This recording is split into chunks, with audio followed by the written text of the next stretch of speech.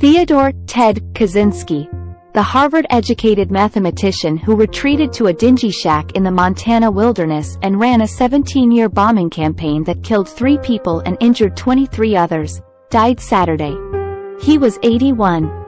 Branded the Unabomber by the FBI, Kaczynski died at the Federal Prison Medical Center in Butner, North Carolina. Christy Brashears, a spokesperson for the Federal Bureau of Prisons, told the Associated Press.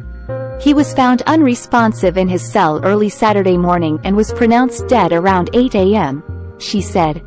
A cause of death was not immediately known. Before his transfer to the prison medical facility, he had been held in the federal Supermax prison in Florence, Colorado, since May 1998, when he was sentenced to 4 life sentences plus 30 years for a campaign of terror that set universities nationwide on edge.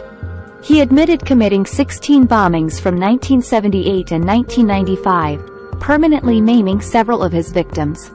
Years before the September 11th attacks and the anthrax mailing, the Unabomber's deadly homemade bombs changed the way Americans mailed packages and boarded airplanes, even virtually shutting down air travel on the West Coast in July 1995.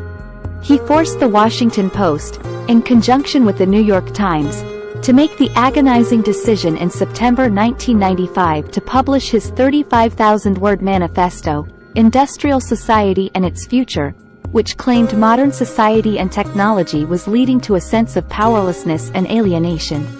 But it led to his undoing.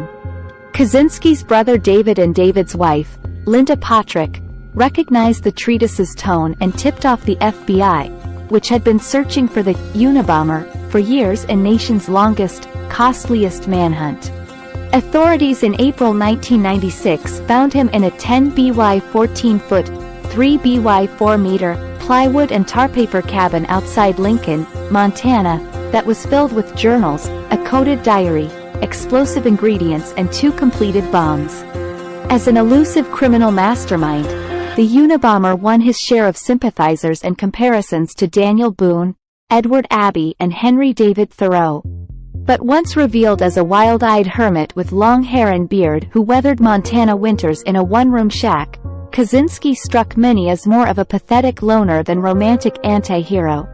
Even in his own journals, Kaczynski came across as not a committed revolutionary, but a vengeful hermit driven by petty grievances.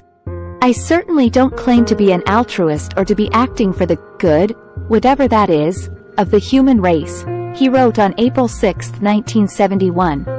I act merely from a desire for revenge.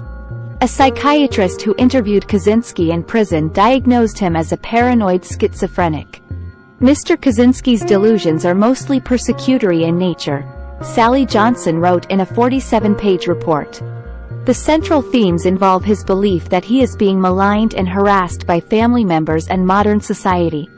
Kaczynski hated the idea of being viewed as mentally ill, and when his lawyers attempted to present an insanity defense, he tried to fire them. When that failed, he tried to hang himself with his underwear.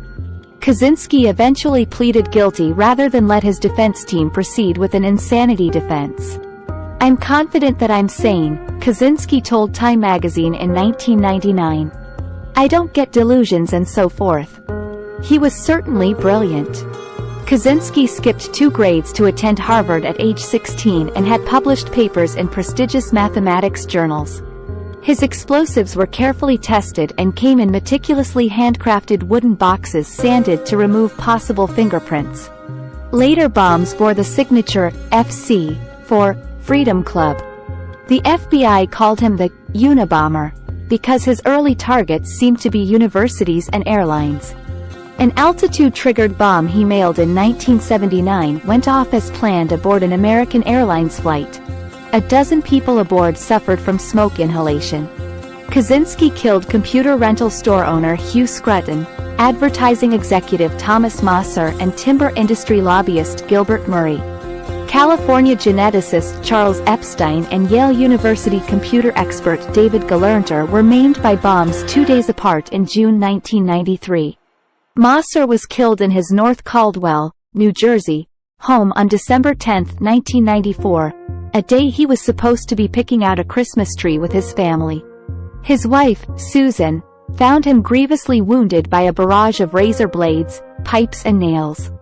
He was moaning very softly, she said at Kaczynski's 1998 sentencing. The fingers on his right hand were dangling. I held his left hand. I told him help was coming. I told him I loved him.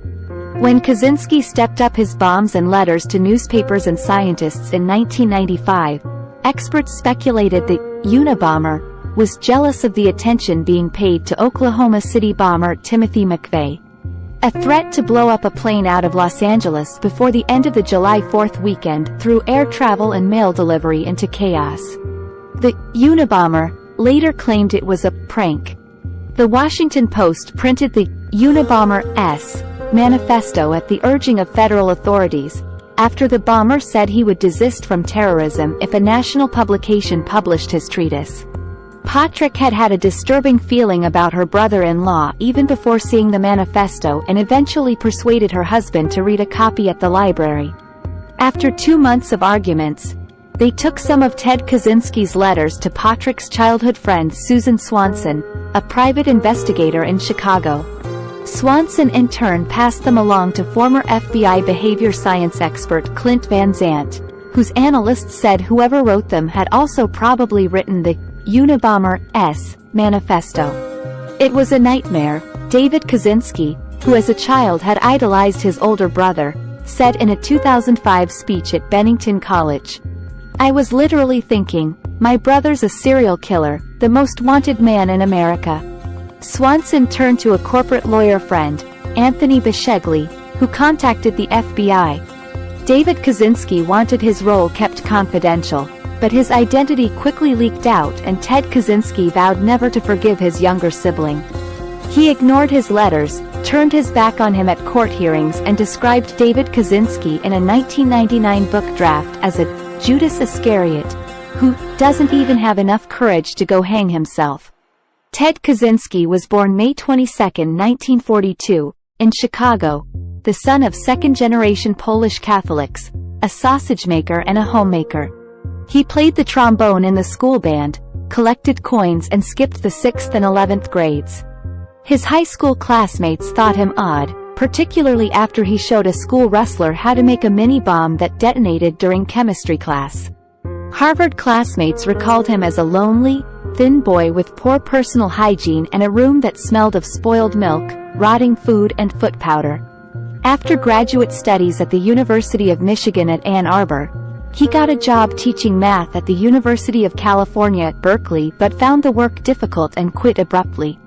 In 1971, he bought a 1.5-acre parcel about 4 miles, 6 kilometers, outside of Lincoln and built a cabin there without heating, plumbing or electricity.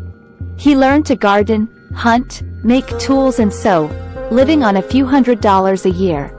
He left his cabin in Montana in the late 1970s to work at a foam rubber products manufacturer outside Chicago with his father and brother.